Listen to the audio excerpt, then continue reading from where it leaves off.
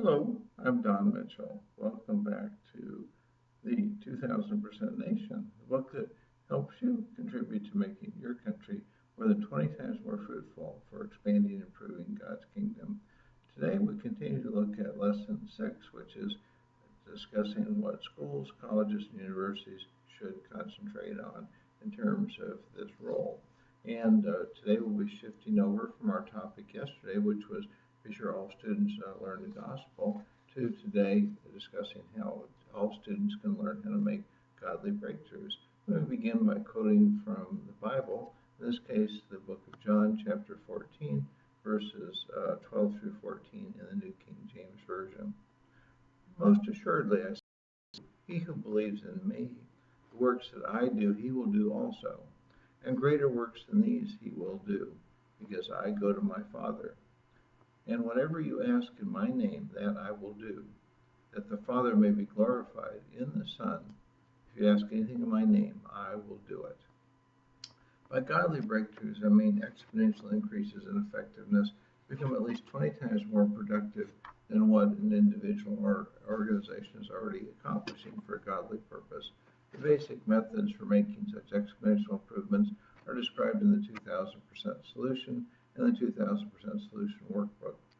To these methods, you should also provide instructions for how to select a godly purpose, how to set an appropriate godly goal, and how to pray for what is wanted with a clean heart in the name of Jesus as one of his followers.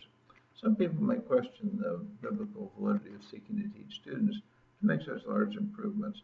Let me explain why I conclude that making such improvements is called for by the Bible. Consider what Jesus said. In this case, I'm going to be quoting from the book of Matthew, chapter 13, verses 18 through 23. Therefore, hear the parable of the sower.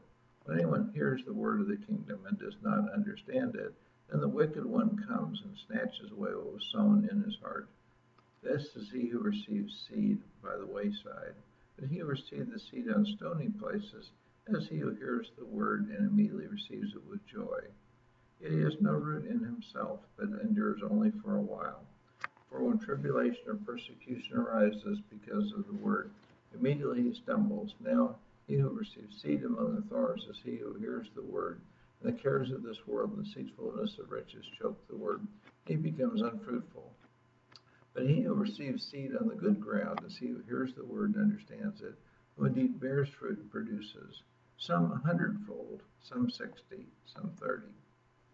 Jesus' explanation of the parable of the sower vividly demonstrates that following him to share the gospel with the power of the Holy Spirit can lead to exponential increases in how many people accept salvation. Many people read this part of the Bible as applied solely to witnessing. I believe such interpretation may be too narrow, because many of God's words in the Bible encourage Christians to follow Jesus. Notice too that Jesus speaks of those who hear the word and understand it as bearing fruit, not just fruit, as witnesses. Let me describe more of what I mean. Be sure to test my observations through your own Bible studies and prayers.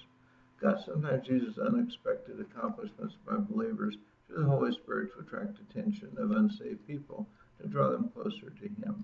When Christians help create any breakthroughs that glorify God the Father, our Lord Jesus Christ, and the Holy Spirit, the magnitude of improvements will lead to some people wanting to learn more about God's promises.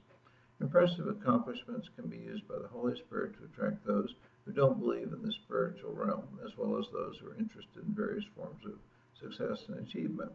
After the attention of unsaved people is attracted, those involved in the accomplishments can witness by giving all the credit to God, explaining about gaining salvation, and being guided by the Holy Spirit and showing God's love. God indicated that He wanted to meet our righteous needs.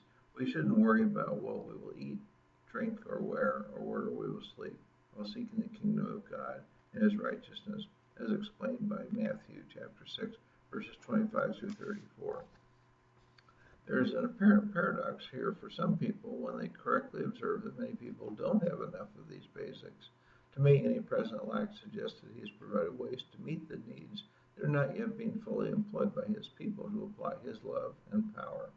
Visit any university or college campus and find many faculty and students who would like nothing better than provide for such physical needs. What could be more natural than to connect those tender concerns learning ways that God has provided to make breakthroughs for righteous purposes. I do not know the best opportunities for teaching breakthroughs on any specific campus. Let me share one potentially helpful lesson. Work closely with those who lack what is to be provided while developing and teaching methods for meeting the beneficiary's righteous needs. Otherwise, it'll be easy to develop solutions that look good on paper, but won't work well in practice. Any misdirected activities can harm rather than build faith. For instance, many people focus on making material provision for someone, forget about increasing that person's self-respect while doing so. Once a student has had an opportunity to design and implement a godly breakthrough in something that's close to his or her heart, you'll have an advocate for your teaching activity who will be continually describing a high point of her or his life. Godly awe will color such reports in the right way. Naturally, others will be attracted to learn these lessons as well. You might be wondering how you can find enough breakthrough opportunities to keep all the eager students busy. Don't worry. The enemy is in the world is always creating new problems that seem insoluble to those who are stuck in them. Each individual expression of any type of godly need will be present, at least with some requirement to adapt what is already known about making similar breakthroughs. For instance, finding jobs for unemployed illiterates require different methods from helping lepers gain jobs in a country where lepers are shunned. In addition, we know that exponentially better breakthroughs follow from repeating the breakthrough creating methods on exactly the same problems. The first repetition of the breakthrough process on a problem will provide 20 times more benefits than the first solution did, a result that will greatly increase faith among all those who are touched by the second generation breakthrough. Of course, there's also more advanced practice to learn, combining complementary godly breakthroughs for even more enormous expansions in fruitfulness for the Lord. And this will be our topic of our next video. And I hope you'll be back soon and learn about that as well. But in the meantime, may God bless you, your family, and all you do in the name of Jesus. Take care.